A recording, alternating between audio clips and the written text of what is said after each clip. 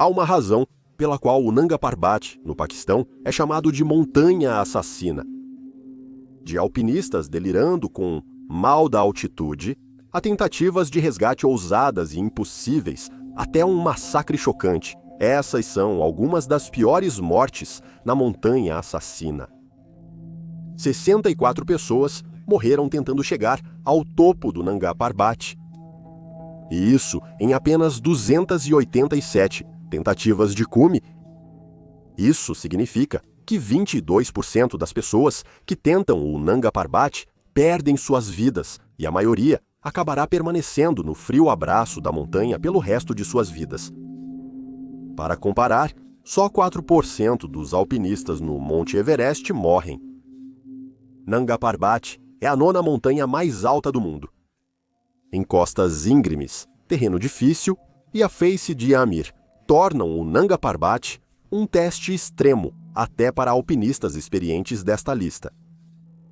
No alto da região de Gilgit-Baltistão, no norte do Paquistão, a terra se eleva em direção aos céus, erguendo-se este gigante de rocha e gelo. Nanga Parbat significa montanha nua. Ela perfura o céu a 8.126 metros, marcando a seção mais a oeste da grande cordilheira do Himalaia. Entre montanhistas, ela é chamada por um apelido sombrio, Montanha Assassina. Esse nome não foi conquistado à toa. Durante décadas, Nanga Parbat resistiu à conquista humana, tirando 31 vidas antes de ser finalmente escalado com sucesso em 1953. Recomendamos a descrição do espectador. Em janeiro de 2018, 2 alpinistas tentavam a difícil escalada da montanha assassina, Elizabeth Revel, da França, e Tomek Maciejewicz, da Polônia. Elizabeth e Tomek já conheciam o Nanga Parbat. Era a 7ª tentativa deles de alcançar o topo. Estava claro que eles tinham uma paixão por escalada em alta altitude. Apesar dos riscos e fracassos, eles seguiam determinados. Eles eram impulsionados pelo desejo de conquistar o pico no inverno, feito alcançado por poucos alpinistas devido ao frio intenso e terreno instável. A expedição começou e eles cumpriram o que planejaram. Após subida difícil, chegaram ao cume pelo lado de Jomek. No cume, ficou claro que Tomek estava mal e Elizabeth começou a levá-lo para baixo. Segundo Elizabeth, ele não podia andar, ver ou se comunicar. E além disso, sua força vital estava saindo pela boca e pelo nariz. Ela o protegeu do vento numa fenda. Tomek teve sérias queimaduras de frio e cegueira da neve. Também se acredita que ele estava nos estágios avançados de edema pulmonar de alta altitude e edema cerebral de alta altitude. Elizabeth, com queimaduras de frio, enfrentou uma decisão difícil. Ficar com Tomek e arriscar a vida dos dois, ou descer sozinha para buscar ajuda. Elizabeth optou pela segunda alternativa, iniciando uma das operações de resgate mais ousadas do montanhismo. Ela desceu o máximo possível, enfrentando o frio intenso e o cansaço, até conseguir falar com os socorristas. Enquanto isso, o pedido de socorro havia chegado a Krzysztof Wielicki, o líder da expedição polonesa de inverno no K2, outro pico formidável na Cordilheira do Karakoram. Ao tomar conhecimento da situação crítica, Adam Bielecki e Denis Urubko, alpinistas de elite da expedição K2, se ofereceram para a missão de resgate. Ambos eram comprometidos com o credo do montanhismo de ajudar aqueles em perigo, mesmo que isso significasse arriscar as próprias vidas. Com pouco descanso e preparação, eles iniciaram o resgate disputando contra o tempo e a natureza. Chegar até Elizabeth foi uma escalada difícil. Bielecki e Urubko escalaram à noite, encarando o terreno perigoso sob quase nevasca. A experiência e as habilidades deles foram colocadas à prova máxima, enquanto subiam mais de 3.280 pés no escuro, guiados apenas pelo leve brilho das lanternas de cabeça e pela experiência em montanhismo.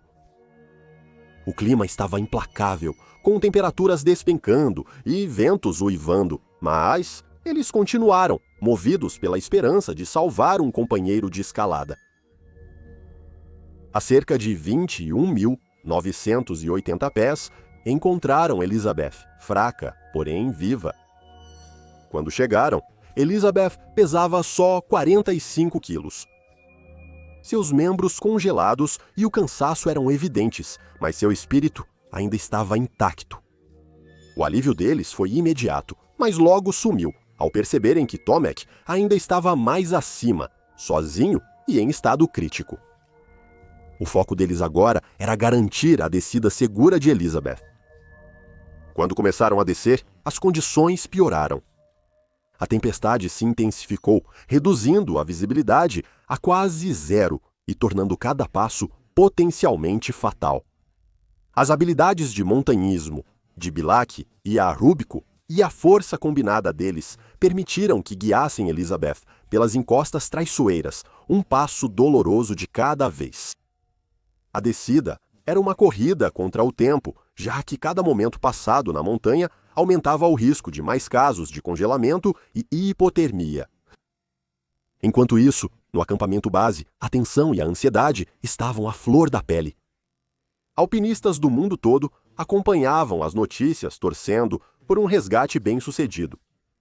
A missão difícil, o ambiente hostil e o estado crítico dos alpinistas faziam parecer que toda a esperança estava perdida. Após horas de esforço, Bielek, Urúbico e Elizabeth chegaram a um local onde o resgate de helicóptero foi possível. O alívio entre os socorristas e a equipe foi imenso. Elizabeth foi resgatada de helicóptero e recebeu atendimento médico imediato em local seguro. A sobrevivência de Elizabeth não teria sido possível sem a ajuda desses socorristas e sua própria vontade de viver. Agora era a vez do resgate de Tomek. Porém, essa era uma questão mais complexa. Nenhum helicóptero podia voar por causa do mau tempo e da altitude. Os socorristas assinariam sua sentença de morte se fossem a pé. Após muita deliberação, considerou-se perigoso demais tentar um resgate para Tomek. A decisão, um compromisso agonizante com a vida, foi tomada pensando na segurança dos socorristas. Tomek Makiewicz foi deixado no topo e teve um fim trágico na montanha assassina. O resgate virou uma história agridoce. A sobrevivência de Elizabeth Revel foi celebrada, mas a perda de Tomek muito lamentada. Homenagens vieram de todos os lados, celebrando seu espírito aventureiro e forte ligação com as montanhas. Para Elizabeth Revel, a experiência foi única. Sobreviver contra todas as probabilidades revelou sua resiliência e a coragem dos salvadores.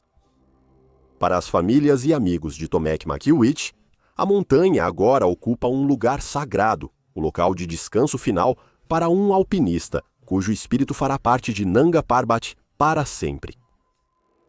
Era julho de 2023. Uma investida ambiciosa para o cume do Nanga Parbat estava em andamento.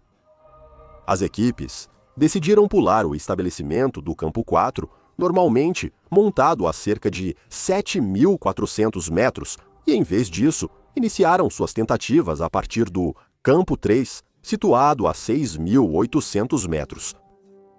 Essa decisão foi fatal para alpinistas tentando o cume sem oxigênio suplementar.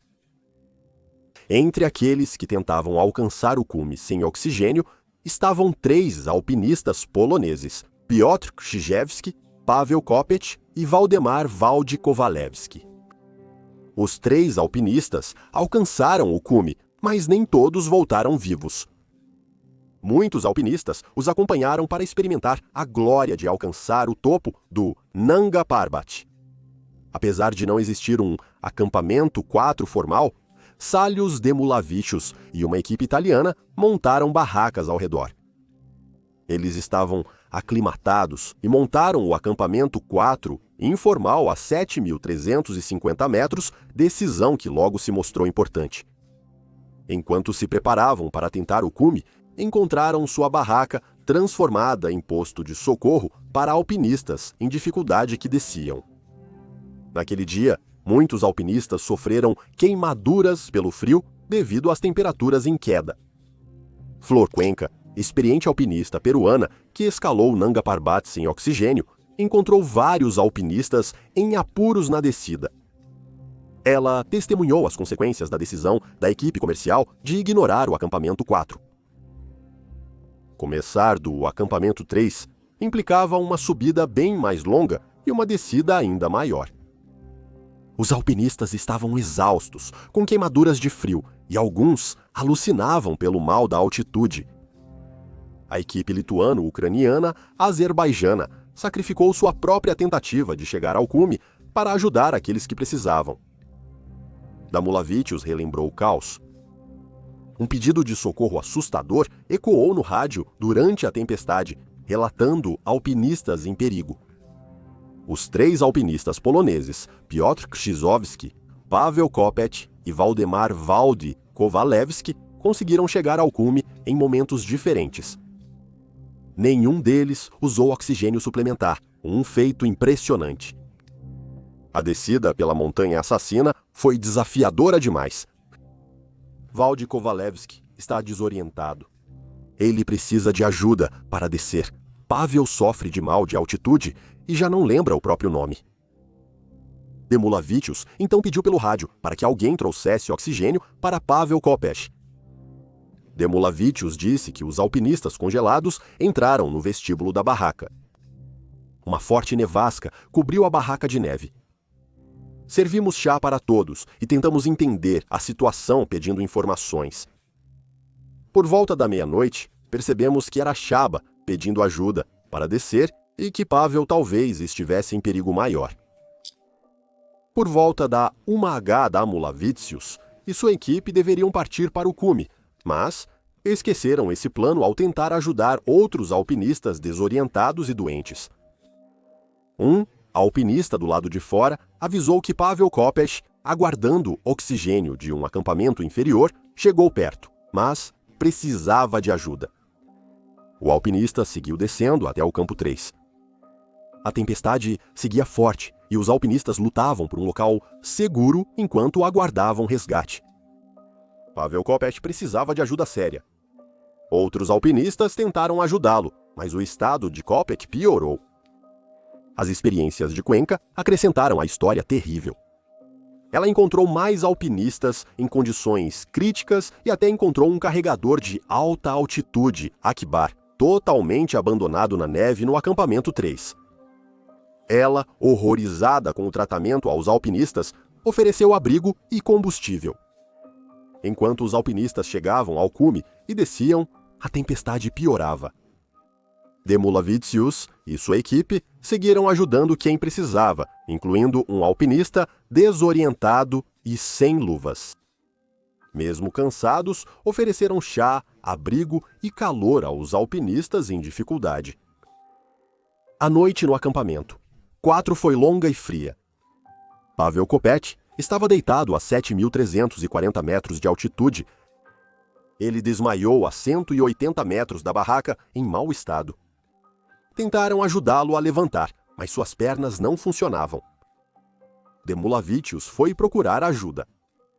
No caminho, ele encontrou outro alpinista confuso, delirando e tentando cavar uma plataforma para a barraca.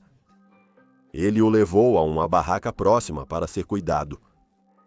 Ele foi a outra barraca e encontrou 3 alpinistas experientes para ajudar Paweł Kopeć. Ele falou que precisava de ajuda para arrastar Kopeć. Ele foi à sua barraca buscar itens para ajudar o alpinista doente. Os itens eram corda, isolante e garrafa térmica com água quente. Ele levou 40 minutos para voltar a Kopeć. Quando Damulavicius voltou, a situação havia piorado. Ele disse: Paweł repousa tranquilo nos braços de Lanko, sentado ao seu lado. Ambos estão respirando normalmente. Eu sirvo uma xícara de água quente para Paweł. Nós conversamos constantemente com Paweł, encorajando-o e dizendo que é necessário chegar até a barraca. Percebendo que talvez não receberemos nenhuma ajuda, Tentamos levantar Pavel novamente e puxá-lo para baixo. Vladimir e eu imediatamente olhamos um para o outro, porque ambos sentimos ao mesmo tempo que algo está errado. Pavel não está respirando. Tentamos acordá-lo e reanimá-lo sem sucesso. Pavel Kopech morreu em meus braços em 3 de julho, às 3h19, à ajuda do acampamento 4 e o cilindro de oxigênio do acampamento 3 nunca chegaram. Os eventos no Nanga Parbat geraram reflexão na comunidade de escalada em alta altitude. O caos e a tragédia evidenciaram a necessidade de melhor preparo, avaliação realista das habilidades e renovado compromisso em ajudar os colegas de escalada. Ajudar outros escaladores pode te colocar em situações difíceis, pois às vezes significa abrir mão da sua chance de chegar ao cume. Vale mais chegar ao topo de uma montanha do que a vida de alguém? Agora vamos voltar no tempo e dar uma olhada em uma expedição apoiada pelos alemães que se transformou em uma tragédia. 10 pessoas morreram no Nanga Parbat, em um dos maiores desastres de montanhismo da época. Era 1934, apenas alguns anos antes do início da Segunda Guerra Mundial. A expedição de Willy Merkel ao Nanga Parbat foi cuidadosamente planejada e bem financiada. Com apoio do recém-criado regime nazista, a equipe de Merkel reunia alguns dos alpinistas mais experientes da época. O objetivo deles era ambicioso, ser os primeiros a conquistar o Nanga Parbat. Merkel juntou 9 alpinistas e 35 carregadores Sherpa experientes.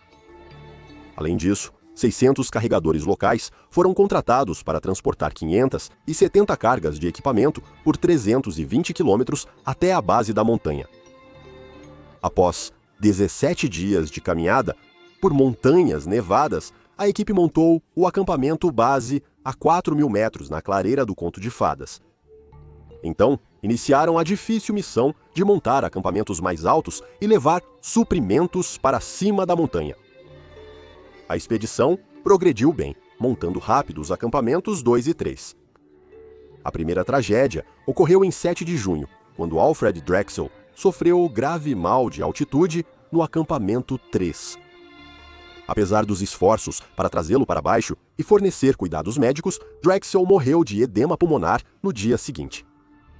A morte dele foi um choque e lembrou a todos na expedição dos perigos potenciais que enfrentavam. Após atraso no enterro de Drexel, a equipe seguiu em frente.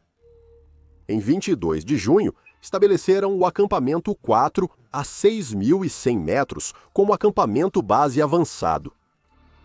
Depois disso, eles enfrentaram terrenos mais difíceis, montando os acampamentos 5 e 6 nas íngremes encostas rumo ao pico Rakiat.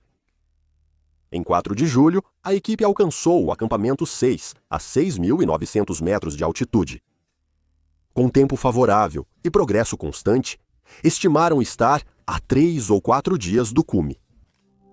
No entanto, a altitude extrema estava cobrando seu preço e vários carregadores tiveram que descer devido a doenças. Em 6 de julho, 5 alpinistas europeus e 11 carregadores partiram rumo ao Silver Saddle a 23.500 pés. Eles montaram o acampamento 7 ali, achando que estavam a poucas horas do cume. Mas naquela noite, uma tempestade feroz atingiu a montanha.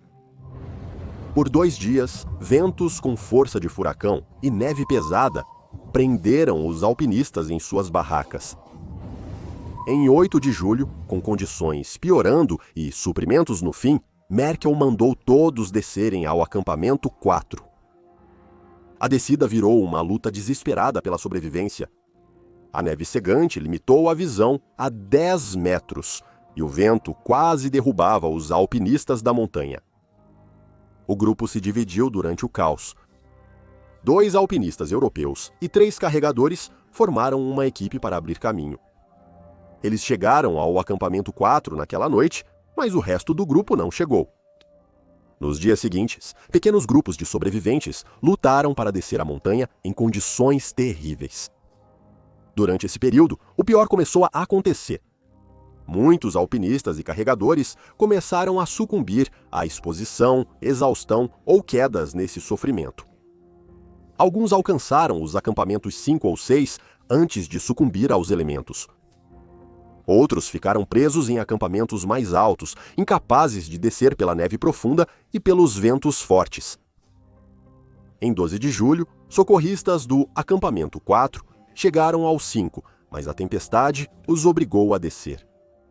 Eles assistiram, impotentes, enquanto figuras solitárias surgiam ocasionalmente na crista e desciam lentamente. Em 14 de julho, apenas um carregador chegou cambaleando ao acampamento 4. Depois de lutar contra a tempestade por quase uma semana, ele informou que o líder da expedição, Willy Merkel, e mais um carregador ainda estavam vivos em algum lugar abaixo do acampamento 7. Socorristas tentaram alcançá-los em 15 e 16 de julho, mas a neve até ao peito impediu o avanço. Após dias de tempestade, o corpo de Merkel foi achado perto dos degraus Rakiat. Seu fiel carregador, que talvez tenha ficado para ajudar Merkel, nunca foi achado. No total, o desastre de Nanga Parbat, de 1934, tirou 10 vidas, 4 alpinistas europeus e 6 carregadores. Ansarin, o último sobrevivente, suportou mais de uma semana, em condições brutais até alcançar a segurança. As 2 últimas vítimas devem ter morrido logo após o resgate dele. Em 22 de julho, todos os acampamentos foram retirados da montanha. O fracasso da expedição e as mortes chocaram o mundo. O irmão de Willy Merkel, Karl, escreveu mais tarde que a pura e prolongada agonia não tem paralelo na história do montanhismo. A expedição ao Nanga Parbat de 1934 relembra os perigos extremos enfrentados por montanhistas de alta altitude. O clima imprevisível das montanhas, os efeitos da altitude e a linha tênue entre triunfo e tragédia são desafios enfrentados por todo montanhista. O desastre também trouxe dúvidas sobre a ética de expor carregadores e equipe de apoio a esses riscos. Alpinistas europeus aceitaram os riscos, enquanto muitos carregadores buscavam apenas renda para sustentar suas famílias. Mesmo assim, as tentativas de escalar o Nanga Parbat continuaram. A montanha só foi conquistada em 1953, quase 20 anos após a expedição fracassada de Merkel. Apesar dos muitos eventos trágicos da expedição, nada supera o incidente de Nanga Parbat em 2013. Numa noite quente de verão, quase 60 anos após a primeira ascensão triunfante, a montanha testemunharia um evento trágico, não por suas encostas traiçoeiras, mas por ações humanas. 22 de junho de 2013. O sol já se escondera há muito atrás dos picos, tingindo o céu de roxo, profundo e índigo. No acampamento base, situado aos pés da imponente face oeste do Nanga Parbat, um grupo diversificado de alpinistas internacionais se preparava para passar a noite. O ar vibrava com empolgação e nervosismo. Amanhã viriam novos desafios com o início da subida. Shen Hongliu, alpinista sino-americano, fechou o zíper da barraca e suspirou satisfeito. Ele sonhou com esse momento por anos e agora, finalmente, estava aqui. Nas barracas vizinhas, seus companheiros de aventura da Ucrânia, China, Eslováquia, Lituânia, Nepal e Paquistão realizavam seus próprios rituais noturnos. Os carregadores paquistaneses, essenciais para a expedição, conversavam em volta de pequenas fogueiras, com risadas levadas pelo ar fresco da montanha. Nenhum deles poderia imaginar os acontecimentos que estavam prestes a acontecer. Por volta das 9h30 da noite, a paz do acampamento foi quebrada. Um grupo de cerca de 20 homens, vestidos com trajes militares, surgiu da escuridão. Pelo menos 16 deles carregavam rifles. Seus gritos em inglês forte ecoaram na noite. Talibã. Al-Qaeda. Renda-se. Confusão tomou conta enquanto alpinistas eram arrancados brutalmente das barracas. Chen Hongliu, percebendo o grave perigo em que estavam, tomou uma decisão em fração de segundo. Quando um dos homens armados se aproximou, Chen saiu da barraca e derrubou o agressor. Durante a luta, um tiro foi disparado. Chen ficou imóvel, marcando o início da noite trágica. Após a queda de Chen, um alpinista viu uma chance de sobreviver. Zhang Zhenxuan, com o coração acelerado, saiu de sua barraca e correu para uma trincheira próxima. Zhang zigue-zagueou para evitar balas e conseguiu chegar em segurança, sumindo na escuridão além do acampamento. Os alpinistas restantes foram reunidos com as mãos amarradas. Forçados a se ajoelhar no chão frio, assistiram assustados enquanto os captores saqueavam o acampamento, levando passaportes, carteiras, rádios e telefones via satélite. Os carregadores locais foram separados, ainda poupados, porém assustados. O que aconteceu em seguida assombraria os sobreviventes pelo resto de suas vidas. Sem aviso, homens armados atiraram nos alpinistas ajoelhados. Os disparos de fuzil romperam o silêncio da montanha, ecoando na face imponente do Nanga Parbat. O líder deles percorreu os alpinistas caídos para garantir que não restavam sobreviventes. Num ato distorcido de misericórdia, ou talvez de autopreservação calculada, os militantes pouparam um alpinista. Sher Khan, um paquistanês que havia descido do acampamento, mais cedo naquele dia devido a uma doença, foi autorizado a viver. Quase todos os carregadores locais foram poupados, exceto um. Ali Hussein, um cozinheiro, foi executado pelo crime de ser muçulmano xiita. Os atacantes sumiram tão rápido quanto surgiram na noite. Às 4 da manhã de 23 de junho, eles já tinham partido, deixando uma cena de tragédia inimaginável. 11 pessoas jaziam à sombra da montanha que vieram escalar. O isolamento que atraía alpinistas ao Nanga Parbat agora prejudicava os sobreviventes. O socorro só chegou ao amanhecer, quando um helicóptero militar paquistanês alcançou o acampamento base por volta das 7h30. O mundo começava a acordar com a notícia do incidente, e as consequências só estavam começando. Por que esse evento ocorreu e quem eram os responsáveis? O Talibã assumiu rapidamente a responsabilidade, dizendo que o ataque foi retaliação pela morte de um de seus comandantes pelos Estados Unidos da América. Mas essa explicação pouco amenizou o impacto ou justificou a violência sem sentido.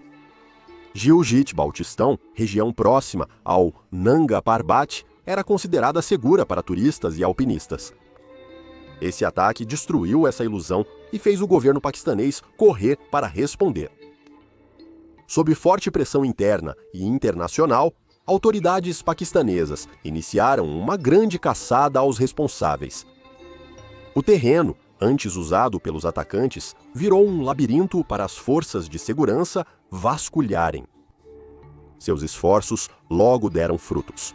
Em 26 de junho, prenderam um homem local, suspeito de ser um dos atacantes, na cidade vizinha de Tilas. Mais tarde, outro militante foi detido no mesmo dia. A investigação seguiu em ritmo frenético. No dia 15 de julho, as autoridades anunciaram a prisão de um quarto agressor, embora sua identidade não tenha sido divulgada. Mas os militantes não iriam se render sem lutar. No dia 7 de agosto, o Talibã revidou em uma emboscada que custou mais vidas. O ataque só reforçou a determinação do governo paquistanês. O Exército Nacional foi enviado a Gilgit-Baltistão, tornando a região uma zona militarizada. A presença deles parecia mudar o rumo da situação.